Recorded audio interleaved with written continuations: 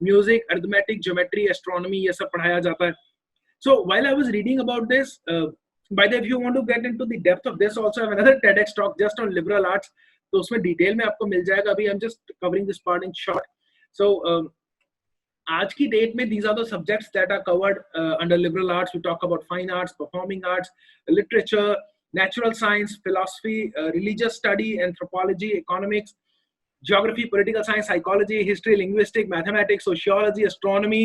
मोटा मोटा physics, chemistry, math छोड़ के सब कुछ आ गया. मैथ्स भी एक्चुअली आ गया. फिजिक्स, केमिस्ट्री और बायोलॉजी को छोड़ के सब कुछ उन्होंने दे दिया है, जबकि देखा जाए तो बायोलॉजी नेचुरल साइंसेज में तो तकरीबन आ ही जाता है.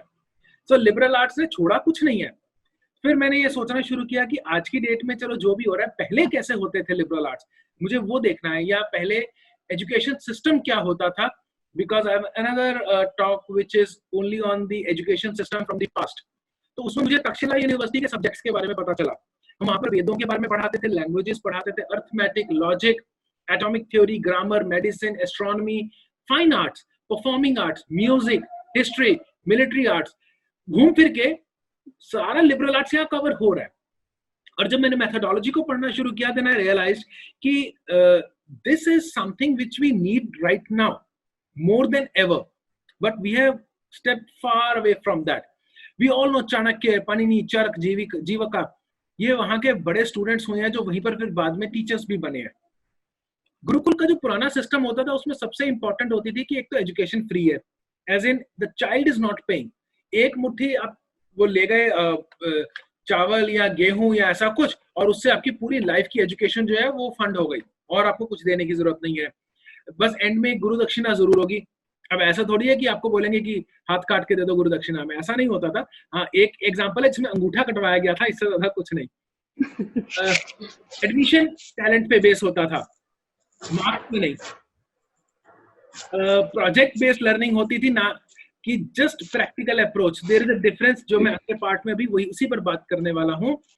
और उन्होंने कभी भी ये नहीं देखा कि बच्चे को ये फाइनली ये काम करना आता है एक चीज पकड़ा के, नहीं. उन्होंने ये देखा कि अगर ये इसको दुनिया में बाहर भेज दिया जाए तो जो भी इसके सामने आएगा, will he be able to tackle that situation. For example आज की डेट में हम क्या करते हैं, हम जब ज्योग्राफी पढ़ा रहे हैं तो हमें पता है कि a student should know land forms. So we always tell him, बेटा these are the land forms. ये पहाड़ हो गया, यहाँ पानी आ गया, यहाँ पर नदी आ गई, यहाँ पर पेड़ उग गए. सी, बच्चा एक बार अगर थोड़ा बाहर घूम आएगा तो ये चीजें उसे खुद ही समझ में आ जाएंगी, लेकिन आपको उसको रट्टा लगवाने की जरूरत नहीं है उसकी. सो वो जो अप्रोच है, are we giving him the concept और are we giving him the end product, there is a big difference, जिस पर आज का मेरा बाकी का सेशन बेस होने वाला है. Team work was always the key. सब साथ में मिलकर काम करते थे, बच्चों के ग्रुप्स बनाए जाते थे. स्टैंडर्ड एग्जामिनेशन सिस्टम नहीं था. आजकल का जैसा सिस्टम है, जैसे मैं अक्सर कहता हूं कि अंग्रेजों ने हमें ना रेल मेल जेल दिया, तो अंग्रेजों ने जेल सिस्टम बना दिया जिसमें कैदियों को छोटे छोटे सेल्स में यूनिफॉर्म पहना के बंद कर दिया. उनके ऊपर एक सुपरवाइजर रख दिया, एक जेलर रख दिया, उठने बैठने का टाइम फिक्स कर दिया, सोने का टाइम, खाने का टाइम, पढ़ने का टाइम फिक्स कर दिया. और वैसे से ही डिसिप्लिन क्योंकि मेंटेन करना था तो स्कूल बना दिए, यूनिफॉर्म दे दी, छोटे छोटे कमरों में 30-30, 40-40 लोगों को बंद कर दिया. सुपरवाइजर है, जेलर वर्ड यहाँ यूज नहीं करूंगा, मेरी पिटाई हो जाएगी. लेकिन वो टाइम टेबल, वो डिसिप्लिन ठीक है, जरूरी है, but at what cost and for how long? कहीं ना कहीं वो जाके प्रॉब्लम दे रहा है. पुराने टाइम में जब हम पढ़ाते थे तो ये नहीं होता था कि हमने किताब उठाई, एक डेफिनेशन रीड की और बच्चों को याद करा दी. अगर बच्चों को डेफिनेशन नहीं समझ में आ रही, लैंग्वेज चेंज करके याद करा दी, लेकिन रहेगी वही चीज. डेफिनेशन याद करवानी है हमें आपको.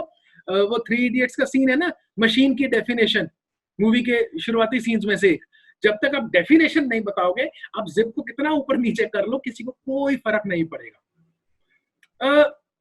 मैंने कुछ पुरानी चीजें पढ़नी शुरू की तो मुझे बहुत मजेदार इंसिडेंट मिला.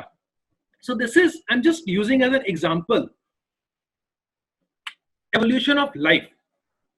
हम सब ने पढ़ा है, हम में से बहुत सारे पढ़ाते भी हैं. एवोल्यूशन ऑफ लाइफ को मैं अपनी सहूलत के लिए 6 ब्रॉड कैटेगरीज में डिवाइड कर रहा हूं. हालांकि जो डार्विन्स थ्योरी है उसमें कैटेगराइजेशन में 1-2 कम ज्यादा किए जा सकते हैं, but these broad categories, 6 categories also fit. मतलब बकवासी जो लिखी